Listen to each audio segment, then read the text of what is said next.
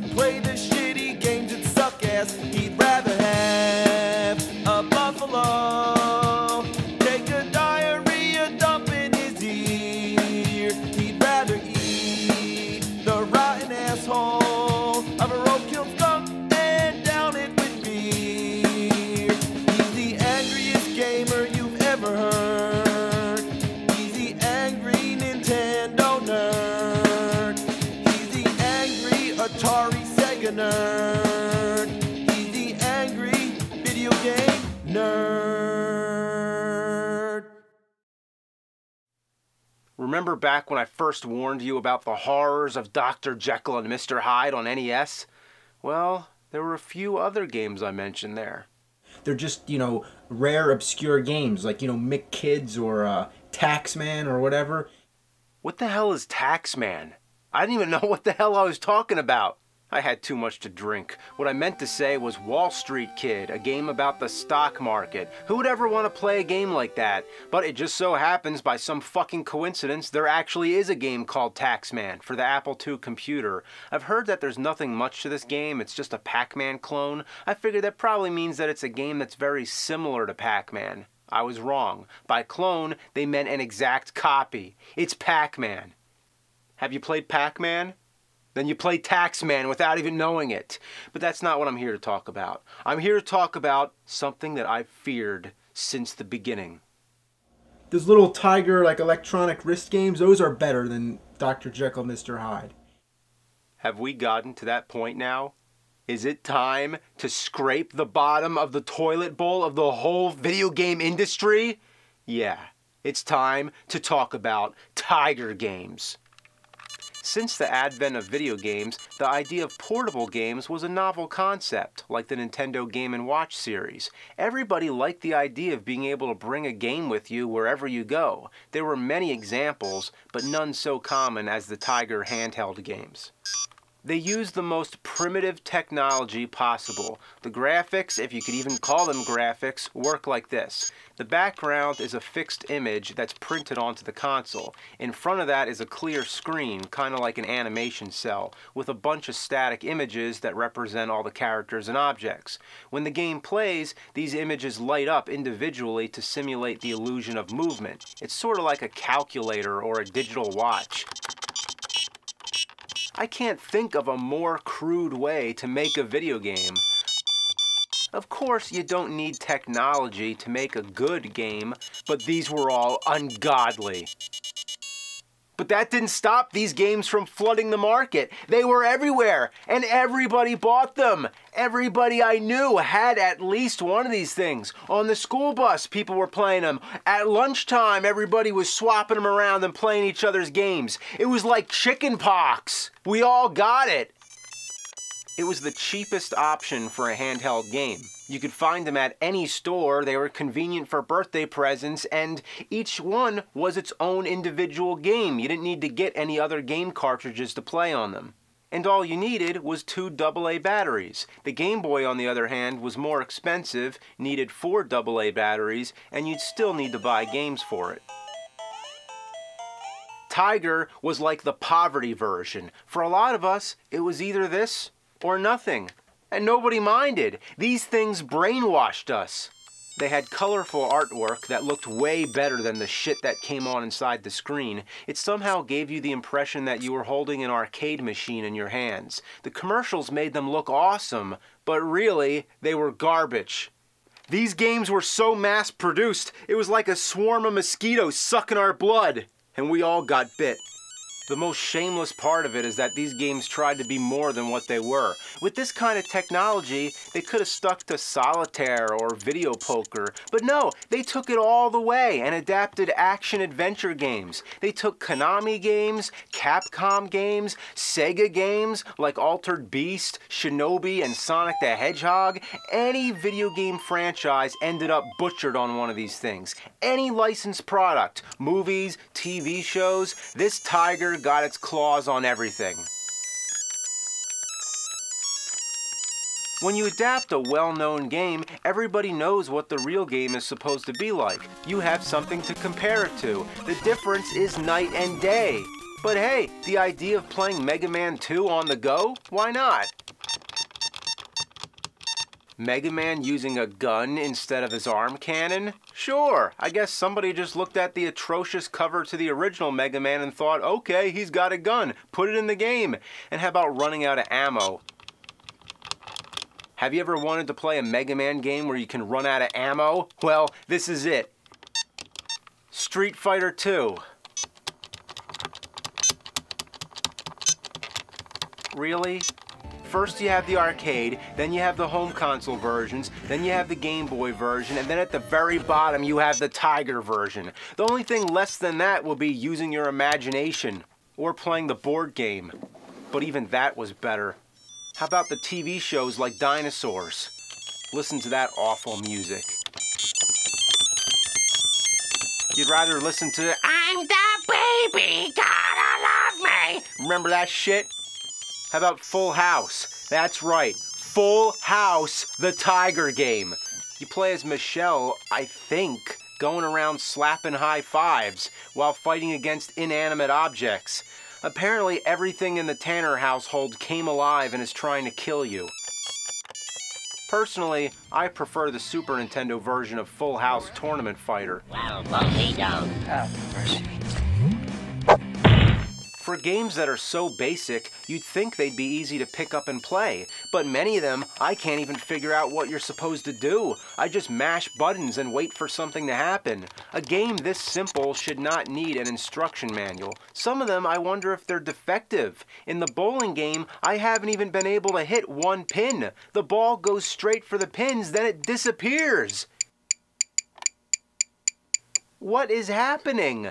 The controls, a lot of times, are counterintuitive. Anybody who's played a video game knows that the D-pad controls your movement and the buttons perform actions. With Tiger games, anything goes. In Castlevania 2, the whip is up or down on the D-pad, while the buttons on the right are jump up, jump right, and the sword, which is actually a throwing dagger, by the way.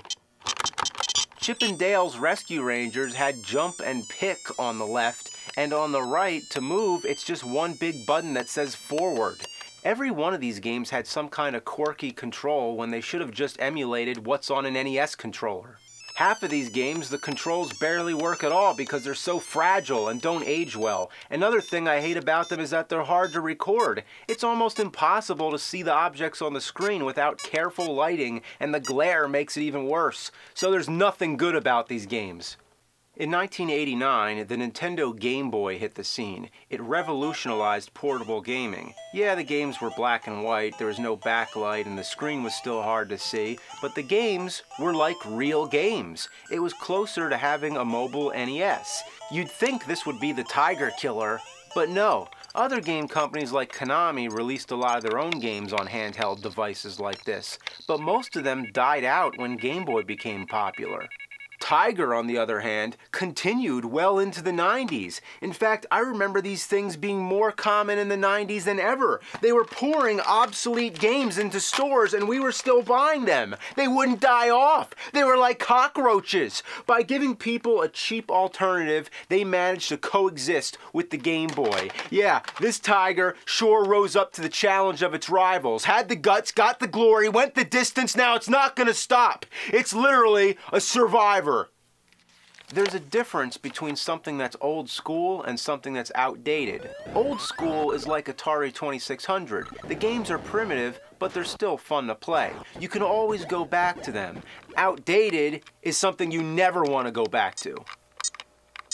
Tiger games are so outdated, they were never indated. They were a fad, like Pogs. If they were an experiment in the 70s and they only made a few of them, then I could accept that. But no, they milked these things for all that they're worth. You thought LJN was the grand champion, the almighty shitty game factory? Tiger put LJN to shame.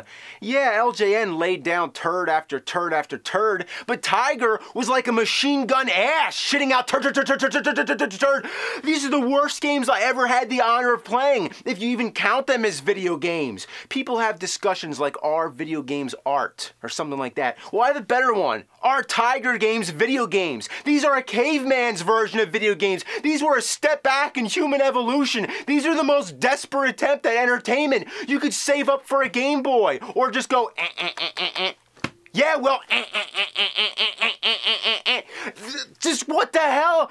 These things, how did they waste so much plastic to make these things? It brought the game industry down as low as it could go. It's proof that Jesus died in vain and legally changed his middle name to fucking. The only thing I can think of to use these things for is to wipe your ass with it. You might as well save that toilet paper. It's worth a whole lot more. But I'm not done, am I? Oh no. I've actually gotten to this point. It's time to talk about the wrist games. Ugh.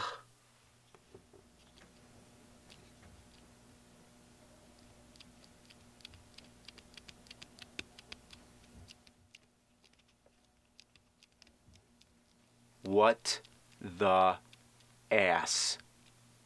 Talk about desperate. I'd have more fun setting the time on a digital watch. This is shits for the birds. Now check this out. Batman Returns, the wrist game. Oh boy. Wait, I can't get it open.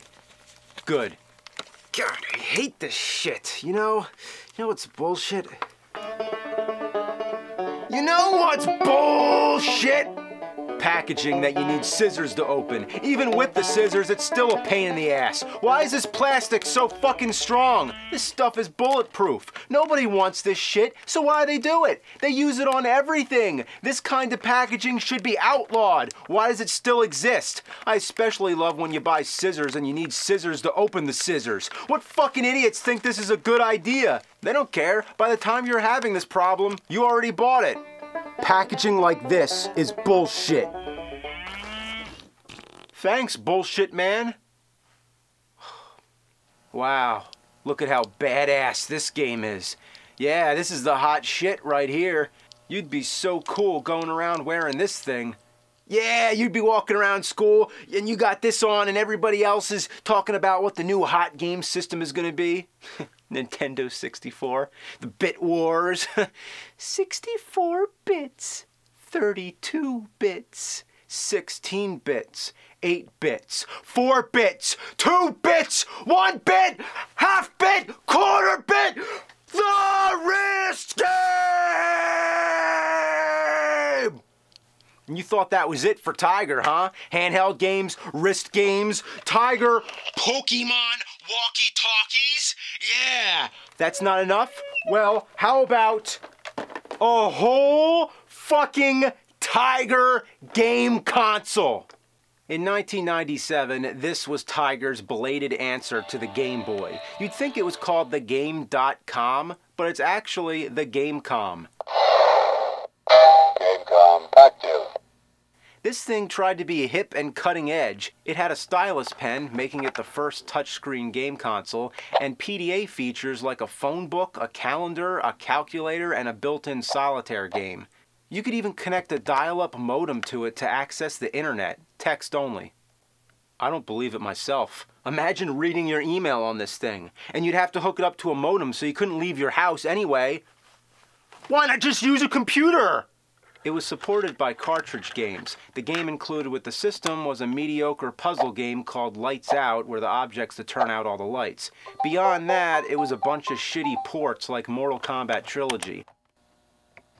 I don't see Scorpion or Sub-Zero. Trust me, they're not there. There's Rain and Reptile. How could you have a Mortal Kombat game without Scorpion or Sub-Zero? And who would want to play this on a crappy black and white portable console anyway? Then there's Duke Nukem. At least the voice sounds pretty good. Damn, that the second time those alien bastards shut up my ride. Then there's a Batman and Robin game. Every time Batman gets hit, sounds like he just got done taking a big dump. Then there's the Lost World Jurassic Park. Isn't it always fun to dodge things that come from behind? Then there's Resident Evil 2. The same thing happens to me when I tried to play the real Resident Evil 2. You get about 3 seconds to figure out the control and a zombie latches itself onto you and kills you. Great, why do they have to start you right next to the zombie? Can't I get a chance? Turning yourself around is like waiting for a minute hand on a clock. Ugh. Finally, I got him.